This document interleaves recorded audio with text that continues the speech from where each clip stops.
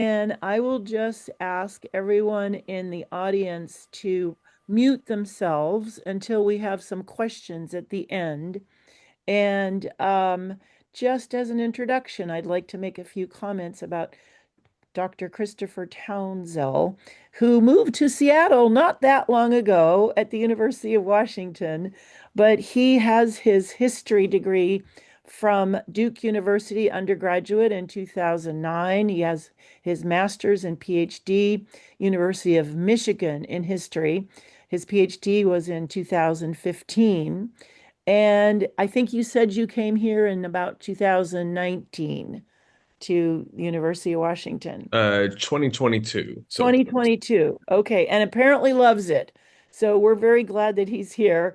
And some of his background is pretty fascinating. He's a historian of modern Sudan, specializing in the functions of race and religion as political technologies. And that's an interesting word, technologies. So I'm hoping you're going to fill us in a little bit more about that.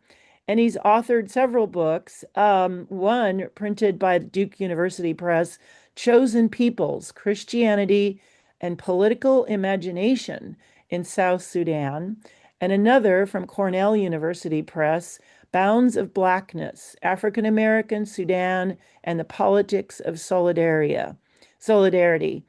And last but not least, he serves as an associate editor of Global Black Thought, which he was telling us before the program started, has a real variety of topics, not just global geopolitics. So, anyway, I know that you've done a lot more than that. I'm just trying to give folks a flavor of your background.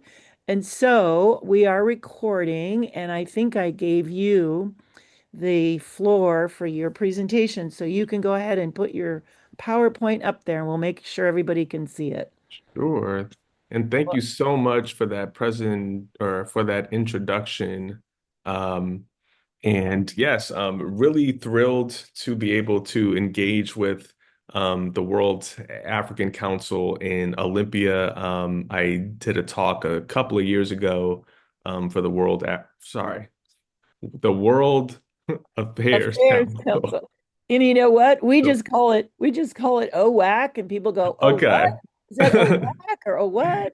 So Yeah, that's fine. so the Seattle branch, I have given a talk to as well. So I'm just thank you so much. And so my talk today is entitled Tug of War: Global Interest in the Sudanese Conflict. I'll probably go for about half an hour, but I'm really excited about the Q&A and am interested in your questions. So I will begin. Quote, all over the country, the flags of the condominium governments were lowered for the last time, and the new independence flag of blue, yellow, and green were hoisted in their place. The reports from all provinces speak of the profound emotion attending the various ceremonies, of rousing speeches by distinguished citizens, of prayer, of music, and of revelry, end quote.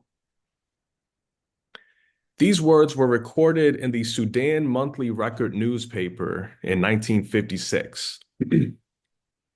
For 57 years, England and Egypt had governed the Anglo-Egyptian Sudan as a virtual colony. But by the mid-1950s, Sudan ushered in the winds of change that soon swept the rest of Africa into flame. On January 1st, 1956, Sudan became the first colony in sub-Saharan British Africa to wrest free from Her Majesty's yoke and become a sovereign nation. Prime Minister Ismail al-Azhari had the honor of raising the Sudanese flag at an independence ceremony in the capital of Khartoum. Emblazoned in blue, yellow, and green, Each color was imbued with symbolic import, with the blue representing the Nile, so central to Sudan's ancient and modern history, green reflecting agriculture, no doubt a foundational part of the new nation's economic and social future, and yellow, of course, for the Sahara Desert that stretches across Sudan's landscape. Sudan's membership among the international community of nations was very quickly recognized by the world's major powers. Great Britain and Egypt, who had co-ruled Sudan, of course, for over 5 decades, immediately recognized the new country. On January 1st, Independence Day, Arthur Breach, who at the time was the U.S. liaison officer in Khartoum, delivered a letter to Abdel Fattah Mohammed el-Maghrabi, the president of the Supreme Commission of Sudan, marking America's recognition of Sudanese sovereignty. The Soviet Union established diplomatic relations with Sudan 4 days later, and the People's Republic of China, then under the stewardship of Chinese Communist Party Chairman Mao Zedong, also began its relationship with Sudan that year. On January the 1st, it appeared that no city on earth shone brighter than Khartoum, and countries around the world raced to recognize its gleam. But 70 years after that joyous occasion, we gather today to mark a more tragic reality. The conflict between the Sudanese armed forces and rapid support forces has dragged on for now over 3 years, displacing millions and killing in excess of 150,000 people. In recent months, the RSF has appeared to make gains, including seizing a key oil field in central Sudan and forcing the Sudanese army to retreat from key cities in the country's west. But fighting has ebbed and flowed throughout the war, with parts of the country changing hands several times. And it's left a complicated picture of a nation mired in violence. But Sudan has also been at the epicenter of swirling and competing interests among foreign actors in North America, Europe, Asia, and of course, Africa. And so for the brief time that I have with you this evening, I'll provide a quick overview of the role of these foreign actors in the conflict, what their various interests are, right? Of course, I will discuss the United States at length, and the impediments to peace represented in foreign involvement. So first, I think it's important to at least just lay the kind of basic groundwork of who are the forces that are actually fighting, right? And so the two main warring parties are the Sudanese armed forces and the rapid support forces. The SAF, of course, is the nation's official military. And prior to the outbreak of war, it was responsible with enforcing the national borders, protecting the country from foreign entities, and maintaining internal security. And as of April 2023, it had an estimated force of 200,000 soldiers. The Paramilitary Rapid Support Forces, or RSF, is a semi-autonomous organization that was created in 2013 to confront insurgencies. But its origins date back earlier to the late 90s and early 2000s and the feared Janjaweed militia that gained international notoriety for its scorched earth tactics, extrajudicial killings, and sexual assaults during a campaign in Darfur, in Western Sudan from 2003 until 2005, kind of 2002/2003 and 2005. And so it was rebranded by then President Omar al-Bashir as the Rapid Support Forces and evolved to become his personal security force in many ways before President Bashir was kicked out in a people's revolution in 2019. Following Bashir's downfall, the SAF and the RSF briefly worked together to stage a 2021 coup against Prime Minister Abdallah Hamdok.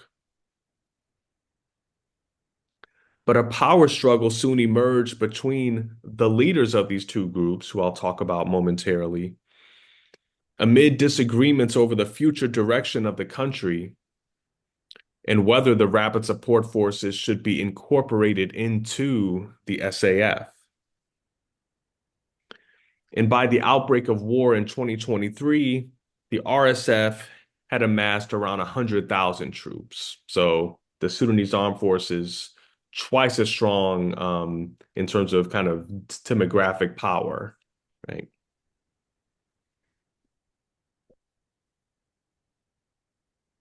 And so the two men who are at the head of these massive um, armed forces are Abdel Fattah al-Burhan and Mohammed Hamdan Dagalo, who is colloquially known as Hemeti, right? Burhan is the nation's top military commander and is the kind of de facto head of state. He's a longtime soldier who rose to the rank of regional commander back in 2008 and was promoted a decade later to the position of Army Chief of Staff. And following President Bashir's 2019 ouster, Burhan was appointed to lead the Transitional Military Council and its successor civilian military entity known as the Sovereign Council. And as leader of this Sovereign Council, Burhan occupied Sudan's highest office. But he doesn't have, a squeaky clean reputation by any stretch. His reputation has been marred by his own military's attacks on civilians in Darfur in the early 2000s.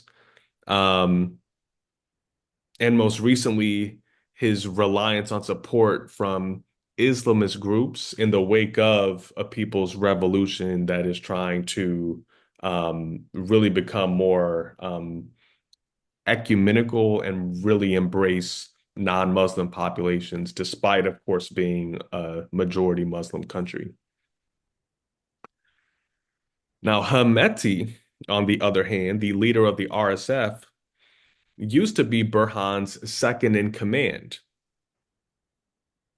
Hemeti was born to a poor family that's settled in Darfur, and he was part of the Janjaweed militia that former President Bashir deployed to crush non-Arab resistance in the country's west.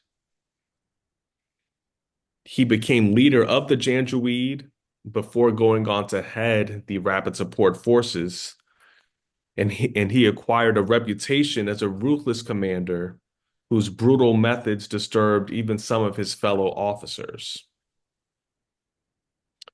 So I've talked about the two main forces who are at loggerheads, the men who are at the head of those forces, but I would argue that the largest character in the Sudanese civil war itself is the landmass that occupies Sudan, right? Sudan, of course, is located at a critical nexus bordering Egypt, Libya, Ethiopia, Eritrea, South Sudan, Chad, and the Central African Republic.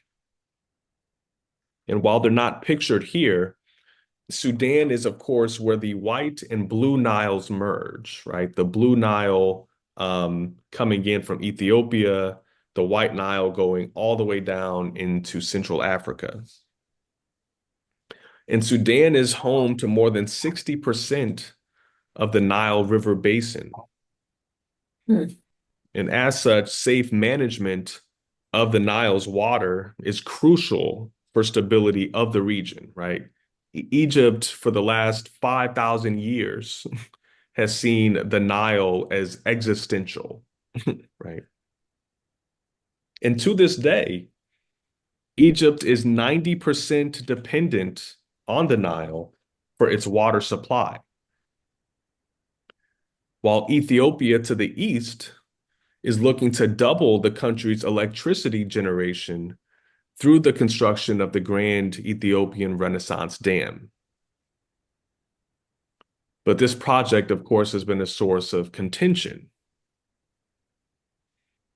Ethiopia began to fill the dam in 2020/2021 without an agreement with Egypt.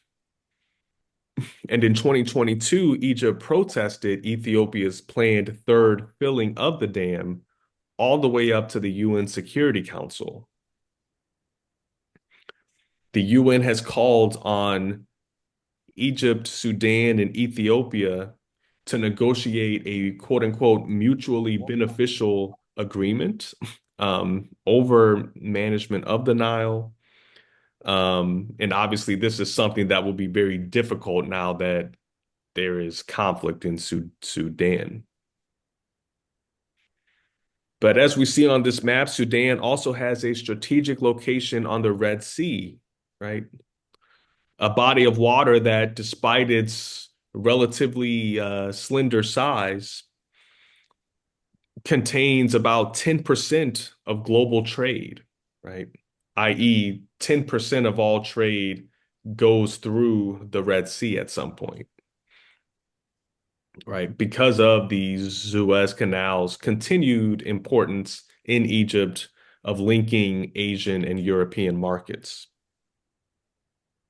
And then there's what we can't see on this map, right? The subterranean resources that Sudan has. Sudan today is Africa's third largest producer of gold.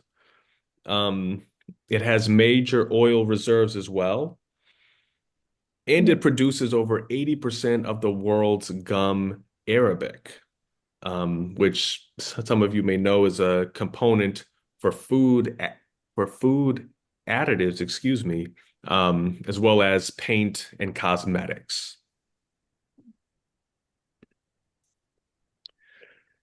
Now, as a result of this strategic and economic importance, Sudan has attracted willing international partners. We know, for example, that Gulf oil states, Saudi Arabia and the United Arab Emirates, for example, saw President Bashir's ouster as a chance to stabilize the region and to invest in everything from agricultural products to Red Sea ports.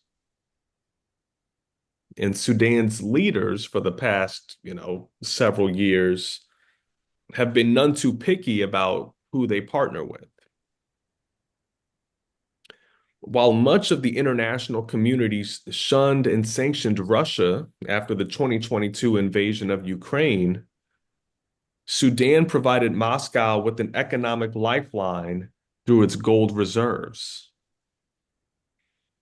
And Russia's interest in Sudan's gold dates back to about 2017, when, following a meeting with then President Bashir and Vladimir Putin, the two countries established the Maori Gold Corporation, which is in effect a subsidiary of the Wagner Group network of Russian mercenaries. Since the 2019 coup that kicked out President Bashir, Moscow has increasingly aligned itself with Rapid Support Forces leader Hemeti, as Hemeti has sought to control more and more of Sudan's richest gold mines. And so, though Hemeti was born into a poor family, he's now one of the richest Sudanese in the world on account of his control of some gold reserves. In July of 2022, Sudanese sources told CNN that at least 16 Russian gold smuggling flights had embarked from Sudan over the previous year and a half. And the Wagner Group's involvement in Sudanese gold extraction and its role in supplying fighters in Ukraine have prompted many observers to suggest that Sudanese gold is being used to finance Moscow's war, and that in return, Russia has provided political and military assistance to Sudan's rapid support forces. And according to US officials, the Wagner Group has offered weaponry, including surface to air missiles, to the rapid support forces. And the rapid support forces are particularly interested in surface to air missiles because they do not have aircraft, right? The Sudanese armed forces has aircraft, right? So um, surface to air missiles are very important for the rapid support forces. China also has considerable interest in Sudan as part of its Belt and Road Global Infrastructure Initiative. From 2011 to 2018, Beijing granted Sudan an estimated $143 million in loans and has invested in projects such as the construction of Sudanese oil pipelines, Nile River bridges, and railway lines. The Chinese have been very invested in building railways really throughout um, East Africa, as well as Southern Africa as well, as far south as the Zambia, for example. And indeed, China was one of the main investors to Sudan during President Bashir's rule, and one of the few countries to supply that genocidal regime with weapons, right? We know, of course, that China relies on Africa's mineral resources to meet its own expanding industrial needs, and that China-Sudan mining cooperation dates back all the way to at least the 1970s. And over 20 Chinese businesses have operated in Sudanese mining to the tune of $100 million. But we know, right, that this has not just been a unidirectional relationship of Chinese extraction, right? Sudan, in turn, has exported approximately $800 million worth of products to China, and did so in 2021. And in the previous quarter century, had increased its exports to China at an annual rate of 10.6%. China is Sudan's second largest trading partner after the United Arab Emirates. And as a major importer of Sudan crude oil, China has engaged in conversations to renegotiate oil cooperation agreements with Sudan with the hopes of increasing oil production even as the fighting continues. And so, to this end, right, an end to the conflict, and with it, the resumption of an uncompromised flow of oil would obviously benefit both members of the China-Sudan relationship. The United States' strategic interest in the Sudanese crisis can really be considered through the lens of its opposition historically, right? That has, of course, shifted in recent years. But its opposition to Russia's war in Ukraine and broader concern over the spread of instability.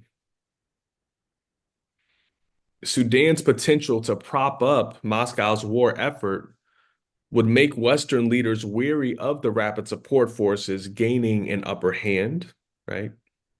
Because we know that the rapid support forces can reward Russia's friendship with Sudanese gold, right, in return for Moscow's assistance. But of perhaps more concern to Washington is the impact of an unstable Sudan in kind of North Africa slash the Horn of Africa. In recent years, the U.S. had been benefiting from a warming relationship with Sudan's leadership, particularly through counterterrorism cooperation.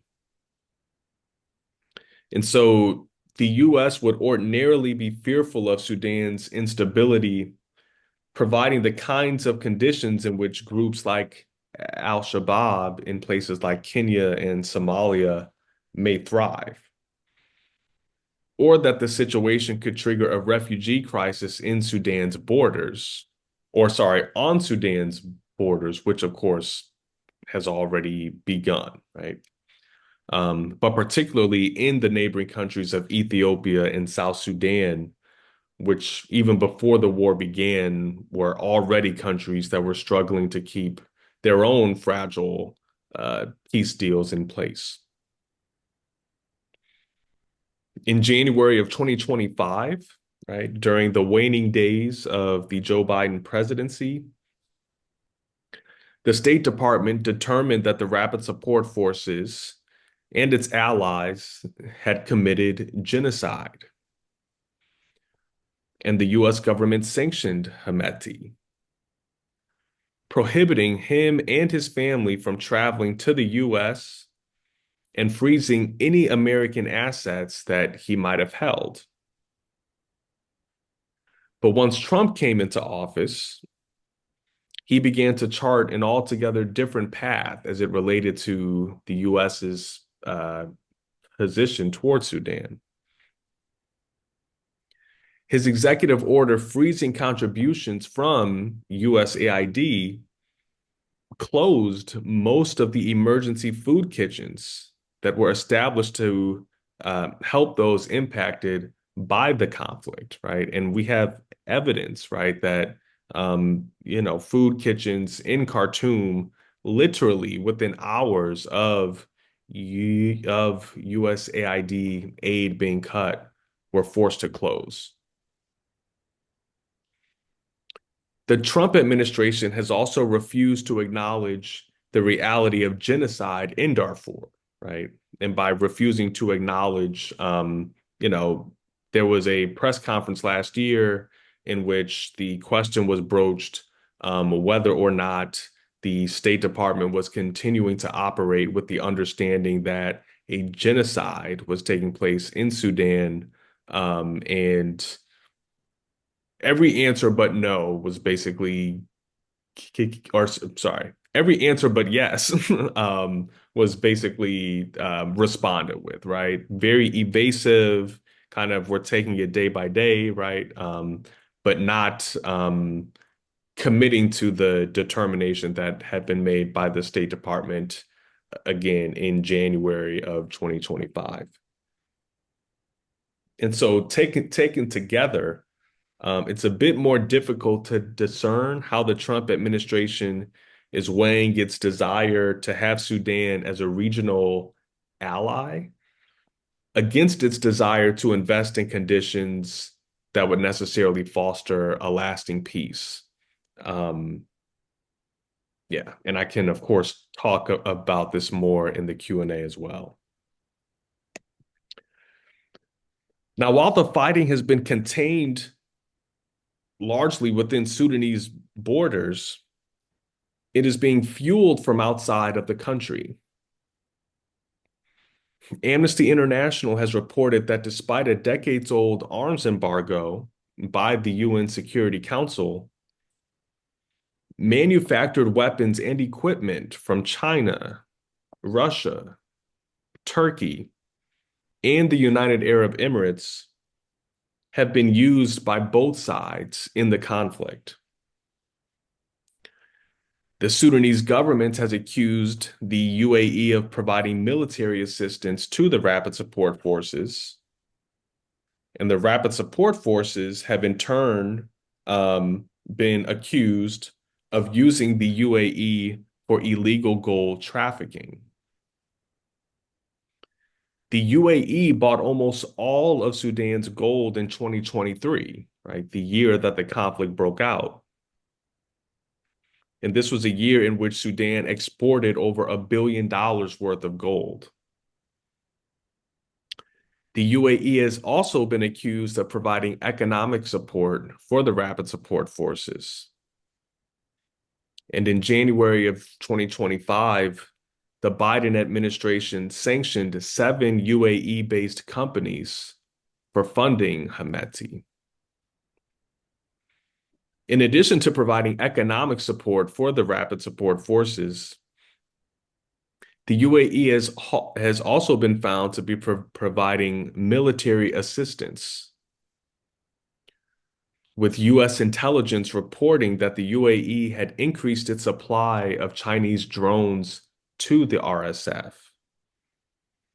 And this kind of UAE supply of drones to the Rapid Support Forces has had a devastating impact in the war to the tune of increased um, civilian deaths that have resulted from drone attacks in very highly public, high populated places like a town market, for example. And even as recently as December of last year, a drone struck a kindergarten and over 50 children were killed, right? Saudi Arabia, which sees Sudan as an ally to counter Iran's regional influence, has provided financial support for the Sudanese armed forces. Last October, the SAF-backed government announced that Saudi Arabia was planning to invest an additional $50 billion into Sudan, on top of the $35 billion that it had already invested. Egypt, which is allied with the Sudanese armed forces in its dispute with Ethiopia over the Grand Ethiopian Renaissance Dam, has supplied the Sudanese army with both warplanes and pilots. Iran and Russia have each extended support for the Sudanese government as well, with Russian financial and military contributions being credited with helping the SAF to achieve some gains. Russia has long desired a Red Sea naval base near Port Sudan, and the expulsion of Russia's fleet from Syria following the fall of Syrian President Bashar al-Assad increased the importance of a Red Sea base. And it's believed that Iran, which obviously is going through its own crisis right now, but that renewed diplomatic ties with Sudan in October of 2023, has provided the Sudanese army with its own attack drones. And so, what then has been the cumulative impact of these countries' response to the conflict, right? I said this very early on in April 2023, and I'll repeat it again because I think that it bears repeating. Um, I think that the current situation in Sudan can best be described by that familiar African proverb that when elephants fight, the grass is trampled. And in this dynamic, the grass represents the Sudanese people, right? Both sides have been accused of war crimes, right? War crimes that include targeted attacks on civilians, medical centers, and food systems. Mass killings in Khartoum, Darfur, Kordofan, Jazeera, Sennar, and White Nile states each reflect the general scope of the slaughter that has swept through the country. And in some instances, this violence has taken on an ethnic dimension. Human Rights Watch reports that from late April to early November of 2023, the RSF and its allied militias sought to remove ethnic Masalid people from El Geneina, which is the capital of West Darfur state. And last October, following the Rapid Support Forces siege of El Fasher in Darfur, the world watched in horror as satellite images of clusters consistent with bodies in blood red discoloration could be seen on the ground, right, from space. The UN Security Council quickly held an emergency meeting, right, that condemned the Rapid Support Forces killing of 500 people in El Fasher's Saudi maternity hospital. And to date, more than 9.5 million people have been classified as being internally displaced, while over 4 million have fled to the neighboring countries of Egypt, South Sudan, and Chad. And so this leads us to where we are today, right? Sudan, which was the first country in sub-Saharan Africa to declare independence from British colonialism, is facing an existential crisis. The profound emotion of January the 1st, 1956, is now contrasted with the unimaginable grief of orphans, widows, and refugees. The rousing speeches that adorned the first independence have been replaced by shrieks of terror, hunger, and gloom. Prayers for freedom have now been replaced by appeals for ceasefire. Cheerful music is drowned out by songs of mourning, and revelry is overshadowed by despair. And so peace, I would argue, like actual, like long-lasting peace, will not come until the international community of sovereign nations, including the United States, prioritizes peace over profits, human rights over natural resources, and beats their swords into plowshares. So that is what I have for this evening. And I am really looking forward to your questions. Thank you. That's wonderful, Christopher. If you don't mind using your first name, because Sure, yeah. so many facts, so much information. If you want to stop sharing your screen, Sure. Yeah. we can turn it over to the group that's here, which is a smallish group, but this is going to be posted on our website and we send it out in our newsletter to our members. Just very quickly, since we're a smallish group, let's just go around the screen here and introduce ourselves and make a comment or question for Dr. Tounsel. And I will turn to my right, which would be Larry Seal, if you would like to introduce yourself and then ask any questions you have. Because I just took so many notes, it'll take me a minute to get my question organized. Yeah. Larry, Okay. Larry Seal. I've only been on the board for this. This is my first year in serving as treasurer right now, but I've worked overseas for 31 years. Unfortunately, not in Sudan, several other African countries.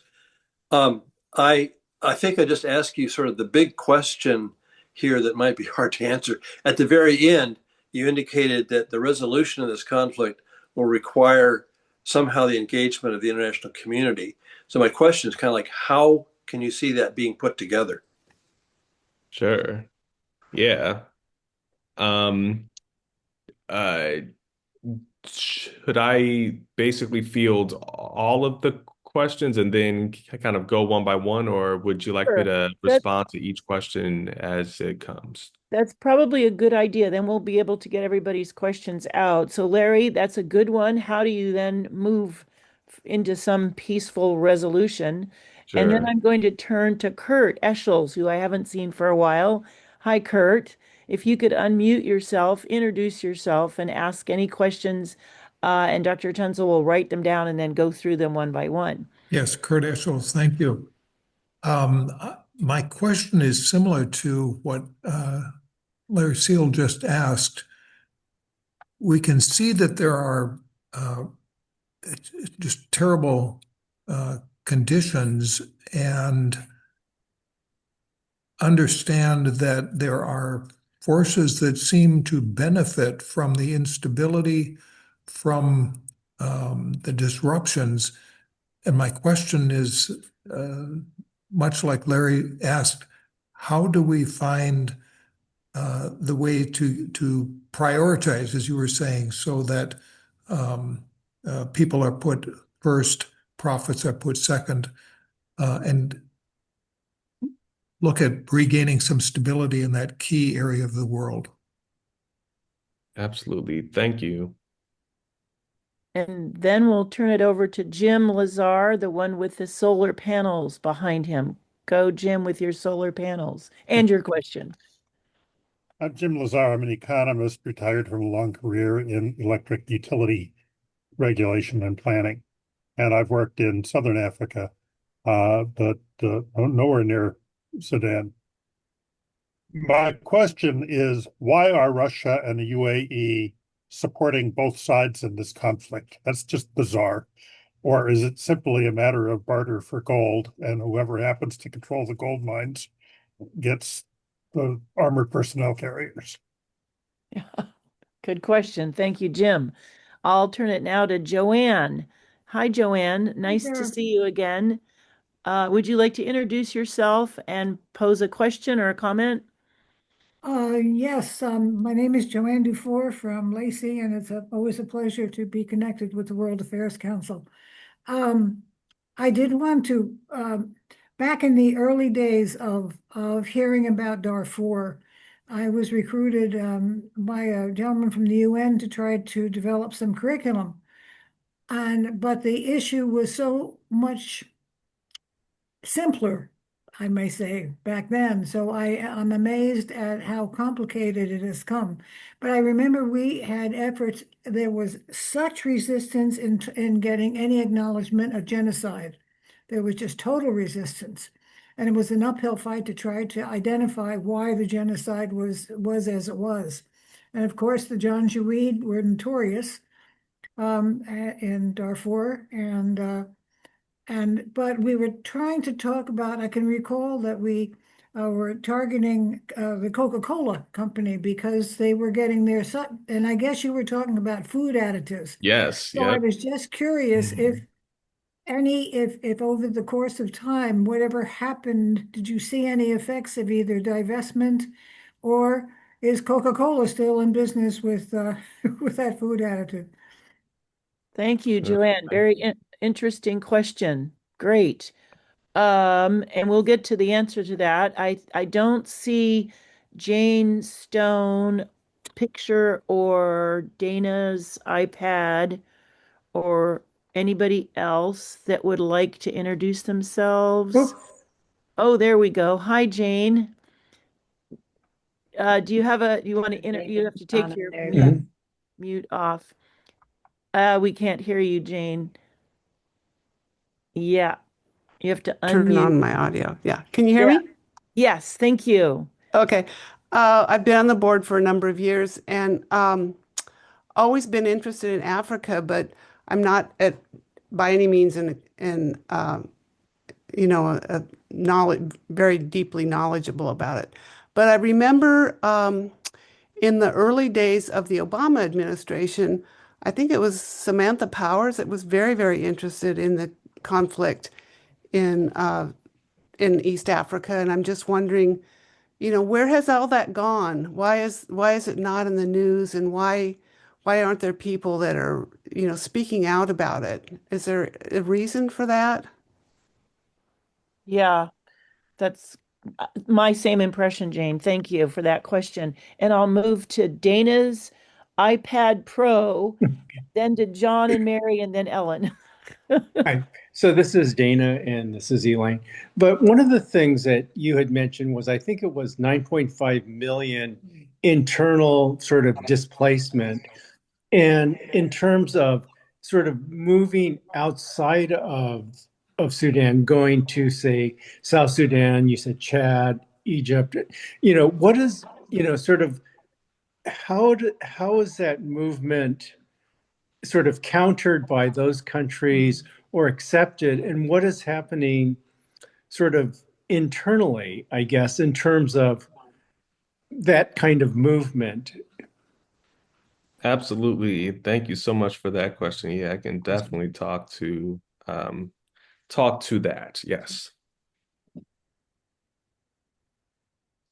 Okay, thank you. And the next question goes to John and Mary. Hi, yes, John and Mary Beth Jansen and Lacey. Um, I too would like to hear a little bit more of like who in the U.S. Um, the leadership in the U.S. are speaking out, active, have some creative thinking about this, or pushing for some greater action. So again, it goes back to the international response. Mhm. Yeah. Absolutely. And then Ellen, I'm not sure if you'd like to join or introduce yourself, but you're welcome to pose a question if you feel like it. Hi, I'm Ellen Matheny. I'm in Tumwater here. So sorry my camera's not on. Yeah, I'm just really interested and was intrigued about China's investment in Africa. It seemed to me that they have strategically been getting a foothold in Africa, and so I was curious and enlightened by some of the things that you said about that. So just a general comment. I'm curious about China's role and what they're trying to do there in Africa and how successful they are. Sure. Thanks. Absolutely. And I do have one question about the dams. And you said the Yes. third major character is the land and the water, Hmm. which, if you could maybe have time to give us a brief history of which dams were created when, by who, and I can imagine that as one of the drivers of natural resource, water, etc. Gary, Yes. did you have a last question that you wanted to pose?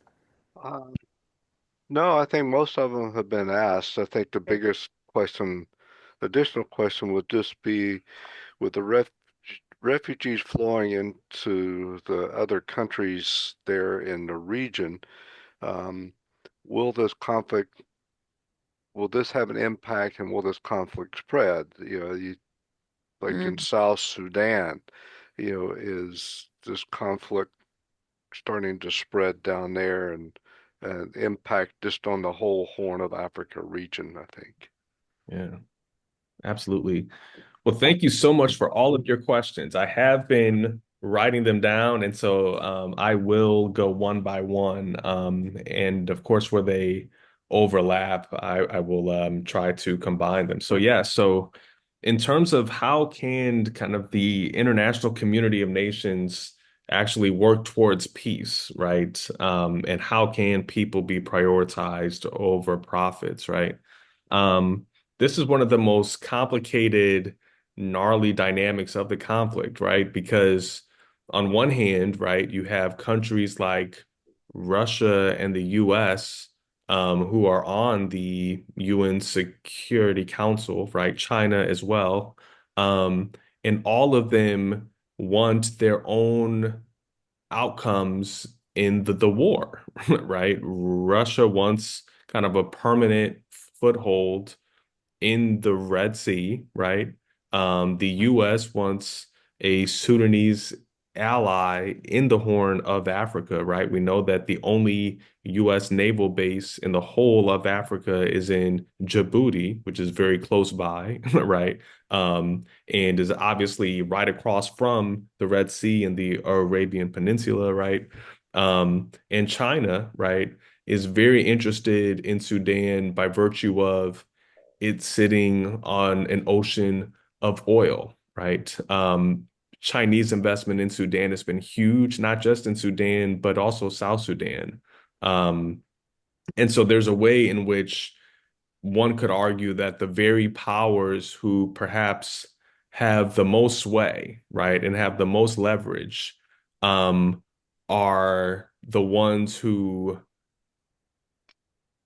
in my opinion, have been rightfully critiqued for not doing more to say, regardless of what we want in Sudan or from Sudan for, geostrategic or economic reasons, first and foremost, we want to bring the Sudanese armed forces and rapid support forces to account, right? And we want to make sure that the people on the ground are being protected, right? Um, in terms of practically, right? There are things that I think each of these countries can do to move towards at least alleviating conditions on the ground, right? One is kind of reopening the flow of USAID funding so that, emergency food kitchens in Khartoum can be up and running again, right?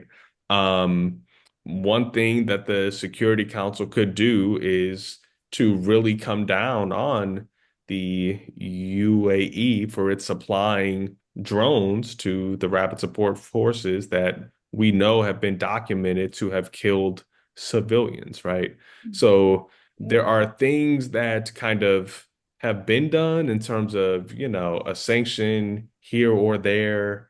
There was a recent conference in Germany in which $1 billion was pledged, to kind of help alleviate conditions on the ground. But we know that the destruction and the kind of generational trauma that has been inflicted by the massive displacement of people, the destruction of schools, a collapsed healthcare system, it's going to take billions and billions and billions of dollars to make a modicum of impact, right? In Sudan. So um, I think that the trick here is that the nations that have the most kind of economic and military influence are the very ones that have a kind of partisan reading in terms of what they want as an outcome. Um, this question, yes, why are Russia and the UAE supporting both sides? Great question. And I think that the easiest way for me to answer that deals with gold and coast, right? In, kind of the randomness of how natural resources are distributed, not only throughout the world, but even in Sudan proper, much of the gold is located in Western Sudan. Well, that happens to be where the rapid support forces are primarily located at this moment. And so, to the extent that both Russia and the UAE are very interested in accessing that gold, it wants to be, close with the rapid support forces, right? Um, but we know that both Russia and the UAE, interestingly, are very much invested in having Red Sea access to Sudan. Well, it's the Sudanese armed forces that controls much of eastern Sudan, including Port Sudan, which is the largest port in the country, right? So there's a way in which the kind of relative importance of Eastern Sudan and Western Sudan to both Russia and the UAE means yes, to the extent that it's going to support, or sorry, to the extent that countries like Russia and the UAE are going to support both sides to get what they want from both halves of the country, that is really the calculus here, right? It's not based on ideology, right? It's not based on a kind of moral or, ethical compass. It's really, I think, comes down to economic gain and kind of military exploitation, right? This divestment question. Thank you so much for this question. I don't know if Coca-Cola ever divested from Chad and or Sudan. Um, what I will say is that I think that divestment is something that has not come up enough in this current conflict because divestment was a very major, cause in the early 2000s when news of Darfur really circulated throughout the world, right? We know that institutions of higher learning like the University of Washington divested, right? Um, and so there's a way in which divestment, particularly in response to apartheid and Darfur, really represent two of the most recent instances in world history of kind of world, either corporate or state divestment from countries in response to a human rights atrocity, right? Um, and so I think that divestment now, and I might write about this at some point. I know that this is being recorded, but it's just to say that I think there's something to be said about the the potential to divest from countries like the UAE being a really complicated thing to do in this country right now. Um, for those of you who, regularly frequent grocery stores, I live very close to one. Um, I'm seeing more signs about Dubai chocolate this, Dubai chocolate that. I walk past, Baskin and Robbins. They have a Dubai chocolate ice cream treat. Like Dubai chocolate is huge now in this country, or at least it's being pushed, right? I have never had Dubai chocolate. And so if I have Dubai chocolate fans on this, like, do not take this personally. But I think that, one way to kind of exert pressure on a very micro scale for us as individuals is to think about, how our dollars are supporting the Emirati state, right? I don't buy Dubai chocolate, not because I don't like chocolate, but because that's my own micro way of saying, you know what, at this moment in time, because I know what the UAE is doing to support the war in Sudan, I'm going to choose not to buy that, right? I'm a fan of the NBA. I don't watch NBA games that are being played in, Abu Dhabi or Dubai because I just don't support the kind of sports washing policy that the Emirati state has done in recent years, right? And so I think that if there were a massive kind of divestment push among American consumers against the UAE, that would get really complicated because the United States is such a close economic and, geopolitical partner and ally with the UAE. So, yeah. In terms of why it's not on the news that much and kind of reasons for the silence, and thank you so much for, I see in the chat there was something, yeah, that the amount of internally displaced people in Sudan, right, which is over 9 million now, that's 4 times as many people as have been displaced in Gaza and the same population as our state. I think there's multiple reasons, right? One is, again, the fact that the US is extremely close to the UAE. And so, to the extent that really massive media coverage of a US ally perpetrating horrible things in Sudan would not be something that I would imagine the US state would be particularly pleased with, and kind of given the already increased microscope that the government has placed on kind of, networks like CBS and ABC, um, really kind of highlighting the atrocities in Sudan could be seen as a potential, third rail or something that could draw the ire of certain power brokers in DC.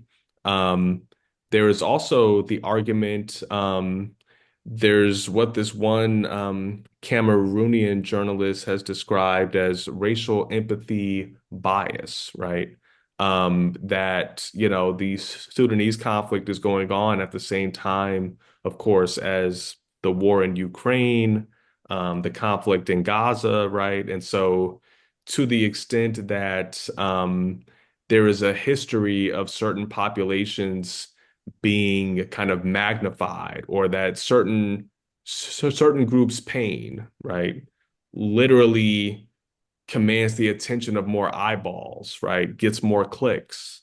Um, as the partner of, or as the husband of a communications prof, right? She teaches me all the time, right? How, news today is an industry, right? It's big dollars. And so to the extent that media corporations are going to prioritize stories that it believes its consumers want, and that its sponsors are going to, want to throw advertising dollars at. I think that's absolutely a part of the kind of underreporting that has gone on.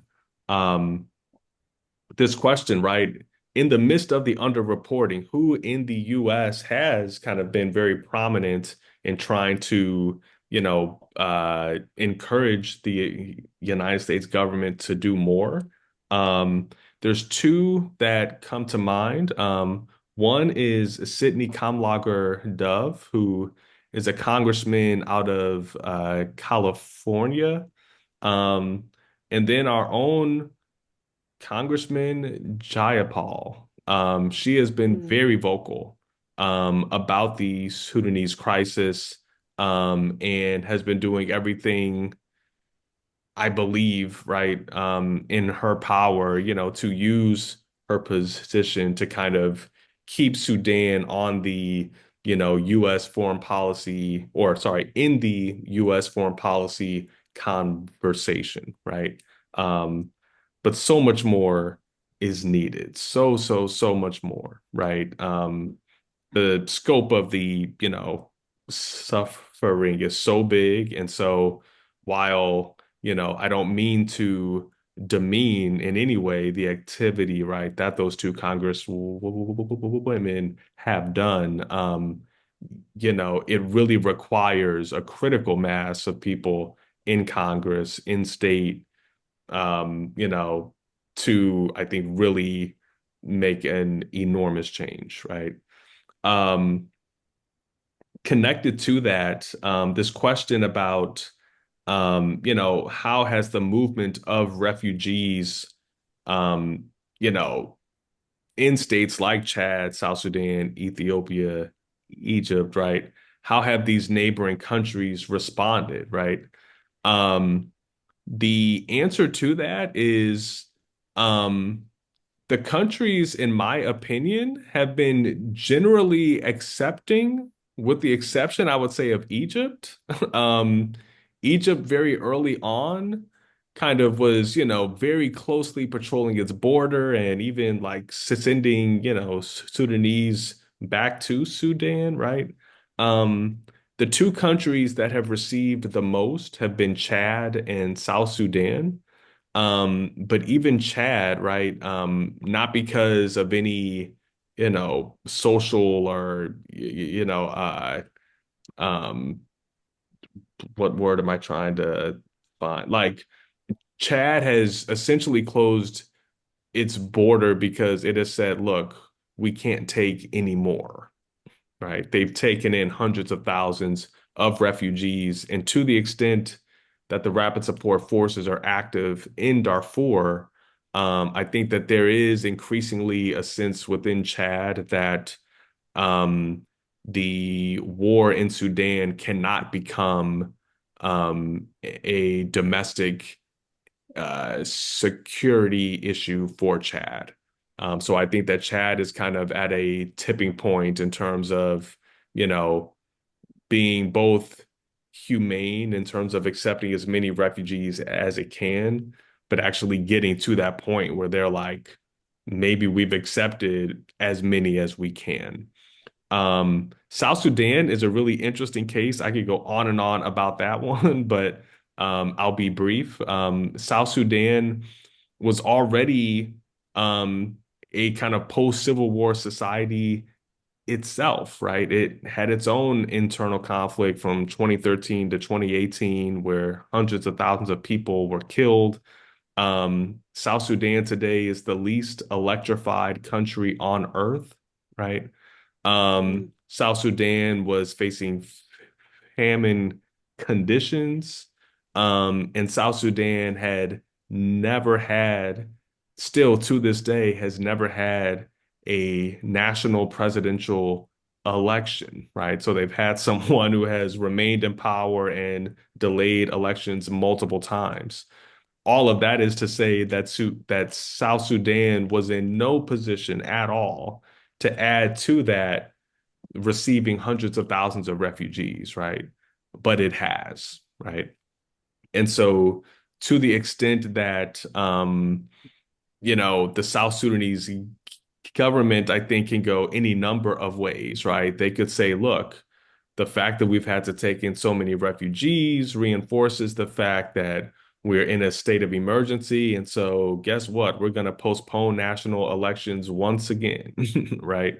Um, but I think that there is what makes uh, South Sudan taking in refugees a bit different from Chad is that, of course, South Sudan used to be a part of Sudan. And so you have demographically speaking, you've got hundreds of thousands of South Sudanese who live in Sudan. You also have Sudanese who live in South Sudan. And so I think that there is a kind of kinship between those two countries, even after secession, right? There's still a sense of kinship of if there is trauma going on in Sudan, South Sudan kind of has an extra kind of emotional impetus to help. Um, so I would say that about that. The second to last question I've got here is the China's role in Africa. Yes. China has often been described as kind of the unofficial colonizer in Africa now, right? Where Chinese investment is in the hundreds of billions, all the way to the West in places like Ghana, right?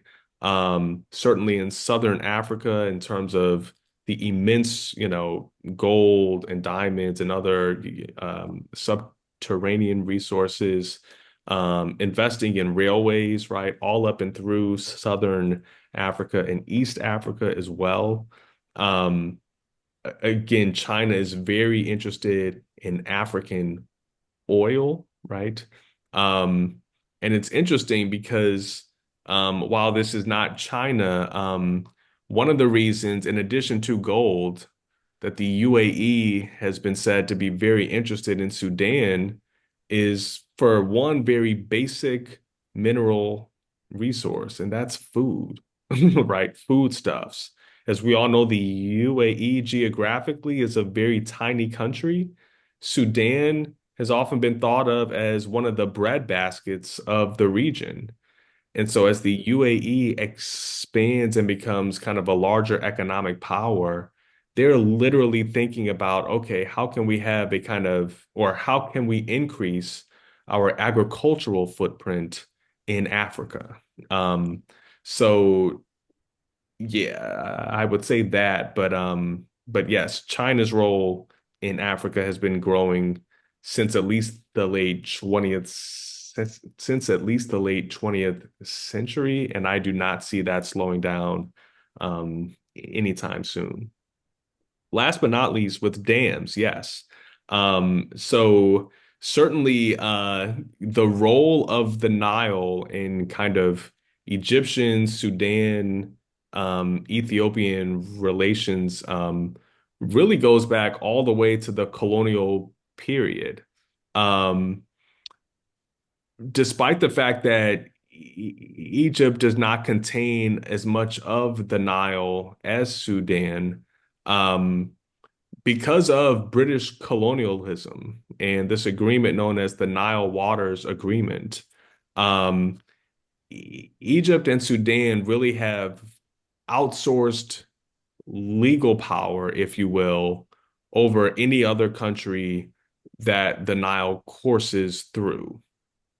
Now, in recent years, there have been subsequent Nile Waters agreements to try to change that. But the simple fact of the matter is that I think the three most critical countries are Egypt, because of course, Egypt being the most populous Arab country, its strategic importance, and the fact that, again, Egypt more than any other country sees the Nile and control of it literally as something to go to war over to defend, right? Of course, the Aswan Dam, right, which the construction of that I think was completed in 1970, right? Provides a lot of electricity to Egypt. So that is, very big, right? But the Grand Ethiopian Renaissance Dam project, would really revolutionize electricity, not only in Ethiopia, which is the second most populous country in Africa behind Nigeria, but also South Sudan, right? Um, so that's just to say that I think as we think about Sudan more broadly and kind of all of these competing foreign interests in Sudan, um, a lot of the interests really will boil down to what I think are like basics of human life at this point, right? Control of water, access to food, um, access to ports, right? Um, and so, yeah, I think that's how I would respond to those questions. And I'm sorry if I missed one or gave an unsatisfying answer. You did not give any unsatisfying answers at all. Thank you. Sure. You, your knowledge about this is so impressive and helping us understand an extremely complicated situation. I'm not sure if there was another question in the chat. Kurt, did you have another questions about our countries which are involved in Sudan working narrowly for their benefit, or are they seeing continued conflict as hurting other countries which they see as benefit to themselves? Yeah, that's a great question. And I'm really glad, Kurt, that you asked that because I think there is something to be said about um, the potential for exploitation being greater when Sudan is in conflict, right? That countries like Russia and the UAE may kind of see this as like a great opportunity to get as much as they can because things are unstable. Um, One of the interesting things as we think about what the future might hold and kind of what would, the international community of nations, but in particularly, the kind of um, Russia, Saudi Arabia, US, UAE, group, what type of outcome would they be pleased with, right? What does kind of getting their way look like ultimately? Um, I'm gonna say a really uncomfortable word, but I think it's got to be said, partition. Mm, Um, I think the longer the war drags on, the more firmly entrenched the rapid support forces are in the West, and the more it is clear that the Sudanese armed forces cannot be beaten in the East, um, it is possible that we could see the fragmentation of the country and that we could have, in essence, an RSF-led state in Darfur, which would be, surrounded by, Sudan, Chad, Libya, and Egypt, and then, a smaller Republic of Sudan that is still headquartered, in Khartoum, right? Still controls the confluence of the White and Blue Niles, still controls Port Sudan, right? But in essence, the fragmentation of the country from one to two, Yeah. which I think would allow the UAE and Russia to continue mining gold, right, from Western Sudan. It would allow the smaller Republic of Sudan to still have kind of, diplomatic leverage with countries like Russia and the UAE by virtue of controlling the Red Sea coast. Um,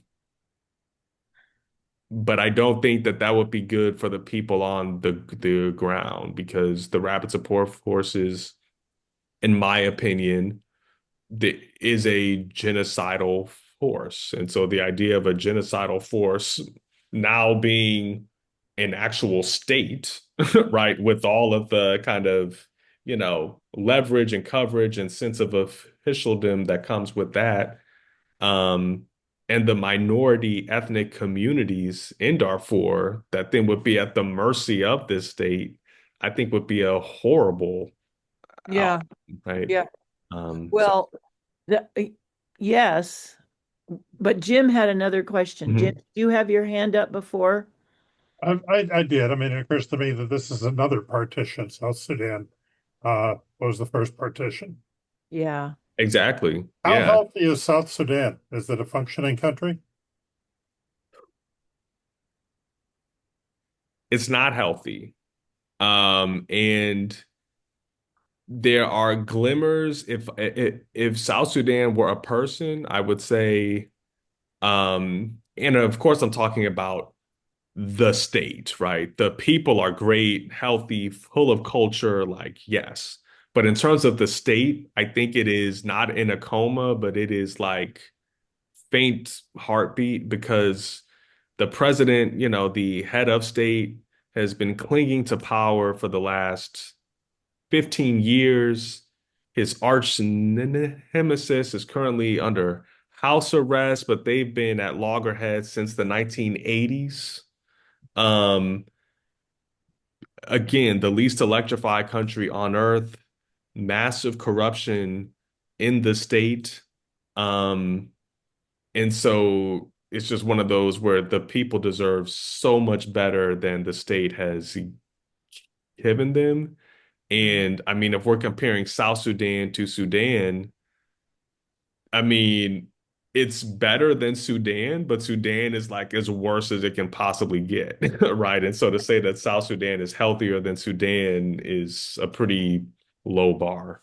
Yeah. Well, I was glad that you wrapped up your comment about the future and possible partition, because I was going to ask you what's going to happen with the two leaders at the top. And Yeah. we will wait to see what happens. But this issue and the complexity of Sudan, it was actually brought to our attention when our program chair, Gary Walker, who writes little blogs for us every so Oh, okay, often. nice, nice. Last March, he wrote a very good article on our website, which is on our website now under blogs, about the conflicting parties. And you have really helped us understand it and bring us up to date. And dare I say, make a prediction. I don't know. That we'll see. You'll Yeah, have to come back and give us an update somehow. But I think if there aren't any other questions, I will have one more for you, sure. which is I love what Ezra Klein does in his book, podcast. what is a book you would recommend for us to read? What's Oh, your yes. most Wow. recent book you would recommend? Yeah. Wow. Not Harry Potter. Yes, yes. I mean, you could read that, Okay. but So I'm gonna throw a curveball because it is a book that I literally just finished reading last week, but it has nothing to do with Sudan. So I'm not sure if the question is like a literary one or like a Sudan book. no, we just want your intellectual comment about the book. Yes, What would you yeah. recommend? Okay. So there is a book, I'll put it in the chat. Or I don't know, yes. Okay, I feel kind of corny about this, but like I like literally read this book in 4 days. It was like a page turner. The Devil in the White Oh City yeah. by Eric Larson. Oh, yeah. Um, Yes. yes, I read that book and I was like, it felt like I was watching Netflix, but I was reading, you know. So for those who like true crime, Gilded Age. It is a work of nonfiction, right? So it is set in 1890s Chicago and basically follows both the planning and the execution of the 1893 Columbian Exposition, right? The World's Fair, and a serial killer who was doing his evil deeds literally 2 or 3 blocks away from the World's Fair. So I think it's a great way, and as a professional historian, I so appreciate historical nonfiction because I think just being completely real, I think as an academic, sometimes the craft and the beauty of historical storytelling can be lost, right? Like we need the historical analysis and we need the whole like scholarly angles, right, to increase understanding of our past, present, and future, of course, right? But I think historians fail if we're unable to tell it in a way that is accessible and legible. And I think that throughout the world, right, stories are what people understand, Well, right? thank you. Thank So you. yeah, so Absolutely. yeah. That's great. And I have read that book, but it's been many years ago. So I Okay. may have to pick it back up again. And Yes. we'll wait for your book that's Sure, about sure. Sudan and stories, maybe. Yes, yes, yes. Great. Well, Absolutely. thank you so much. And thank you all in the audience. Wonderful presentation. And we will definitely have it up online after a couple of our board members can help us get it onto our website. So we'll also Sure. send it to you.